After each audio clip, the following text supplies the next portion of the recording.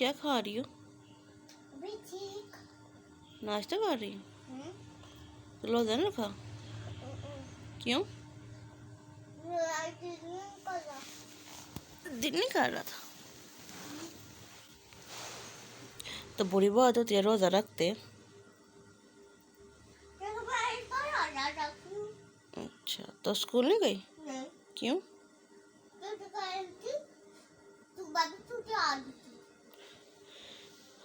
तो आज बाजार जाना? क्या लेने? और कपड़े नहीं लेने? अच्छा, और कपड़े नहीं लेने? ईद के लिए? तो ईद पे किस किस ने आना हमारे घर? और फुप्पो? वो अंकल?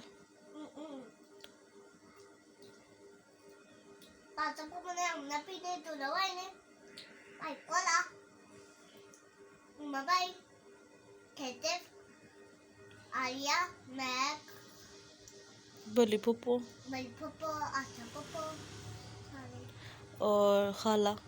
खाला, आज खाला, मानिया, मामू? मम्मू, श्यामू, मिम्मो, वीरा, नानो? नानो, अम्मी? अम्मी। चलो कुछ मेहंदी तो दिखाओ अपनी। मेहंदी लगाई है? किसने लगाई थी? आज का लगा। अच्छा वाह, इतनी अच्छी लगाई है, मुझे लगाई नहीं।